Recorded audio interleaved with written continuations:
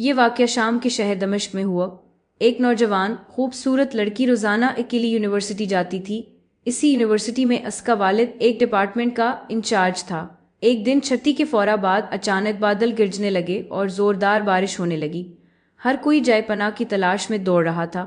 سردی کی شدت بڑھنے لگی، آسمان سے گرنے والے اولے لوگوں کے سروں پر برسنے لگے۔ یہ لڑکی بھی یونیورسٹی سے نکلی اور جائے پناہ کی تلاش میں دوڑنے لگی۔ اس کا جسم سردی سے کانپ رہا تھا، لیکن یہ نہیں جانتی تھی کہ اسے پناہ کہاں ملے گی۔ جب بارش تیز ہوئی تو اس نے ایک دروازہ بجایا۔ گھر میں موجود لڑکا باہر نکلا اور اسے اندر لے آیا اور بارش تھمنے تک اپنے گھر میں رہنے کی اجازت دے دی۔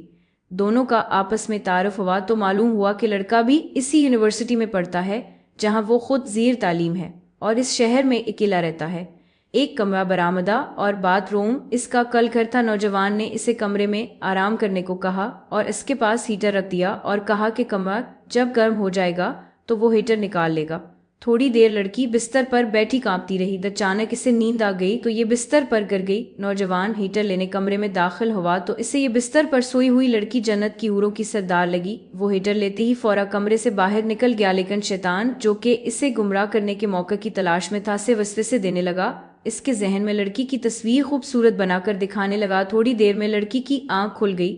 جب اس نے اپنے آپ کو بستر پر لیٹا ہوا پایا تو ہڑبڑا کر اٹھ گئی اور گھبراہٹ کے عالم میں بے تحاشا باہر کی طرف دوڑنے لگی۔ اس نے برآمدے میں اسی نوجوان کو بے ہوش پایا۔ وہ انتہائی گھبراہٹ کی عالم میں گھر کی توڑنے لگی اور پیچھے مڑ کر بھی نہ دیکھا، یہاں تک کہ اپنے گھر پہنچ کر باپ کی گود میں سر رکھ دیا، جو کہ پوری رات اسے شہر کے ہر کونے میں تلاش کرتا رہا تھا۔ اس نے باپ کو تمام واقعات منون سنا دیے اور اسے قسم کھا کر کہا کہ میں نہیں جانتی جس عرصے میں میری آنکھ لگی کیا ہوا میرے ساتھ کیا گیا، کچھ نہیں پتا۔ اس کا باپ انتہائی غصے کے عالم میں اٹھا اور یونیورسٹی پہنچ گیا اور اس دن غیر حاضر ہونے والے طلباء کے بارے میں پوچھا تو پتہ لگا کہا ایک لڑکا شہر سے باہر گیا ہے اور ایک بیمار ہے، ہسپتال میں داخل ہے۔ باپ ہسپتال پہنچ گیا تاکہ اس نوجوان کو تلاش کرے اور اس سے اپنی بیٹی کا انتقام لے۔ ہسپتال میں اس کی تلاش کے بعد جب اس کے کمرے میں پہنچا تو اسے اس حالت میں پایا کہ اس کی دونوں ہاتھوں کی انگلیاں پٹیوں سے بندھی ہوئی تھی۔ اس نے ڈاکٹر سے اس مریض کے بارے میں پوچھا تو ڈاکٹر نے بتایا جب یہ ہمارے پاس لایا گیا تو اس کے دونوں ہاتھ جلے ہوئے تھے۔ باپ نے نوجوان سے کہا کہ تمہیں اللہ کی قسم ہے، مجھے بتاؤ کہ تمہیں کیا ہوا ہے۔ باپ نے اپنا تعارف نہیں کروایا۔ وہ بولا ایک لڑکی کل رات بارش سے بچتی ہوئی میرے پاس پناہ لینے کے لیے آئی، میں نے اسے اپنے کمرے میں پناہ تو دے دی، لیکن شیطان مجھے اس کے بارے میں کھسلانے لگا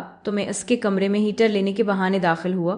وہ سوئی ہوئی لڑکی مجھے جنت کی حور لگی، میں فوراً باہر نکل آیا، لیکن شیطان مجھے مسلسل اس کے بارے میں پھسلاتا رہا اور غلط خیالات میرے ذہن میں آتے رہے۔ تو جب بھی شیطان مجھے برائی پر اکساتا میں اپنی انگلی آگ میں جلاتا تاکہ جہنم کی آگ اور اس کے عذاب کو یاد کروں اور اپنے نفس کو برائی سے باز رکھ سکوں، یہاں تک کہ میری ساری انگلیاں جل گئی اور میں بے ہوش گیا۔ مجھے نہیں پتا کہ میں ہسپتال کیسے پہنچا۔ یہ باتیں سن کر باپ بہت حیران ہوا۔ بلند آواز سے چلایا، اے لوگو، گواہ رہو، میں نے اس پاک سیرت لڑکے سے اپنی بیٹی کا نکاح کر دیا ہے۔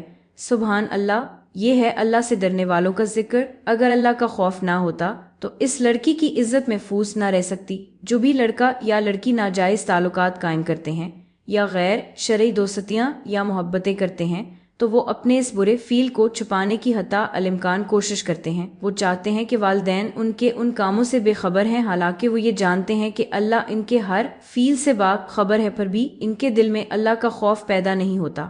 ایسا کیوں ہے؟ کیونکہ والدین نے بچپن سے ان کے دل و دماغ میں اللہ کے خوف کے بجائے اپنا ذاتی خوف، رعب و دبدبہ، سزا کا ڈر ہی بٹھایا ہے۔ اسی لیے آج وہ اللہ سے بے پرواہ ہو کر والدین سے چھپ کر گناہوں کا ارتکاب کرتے ہیں، اور ایسے بھی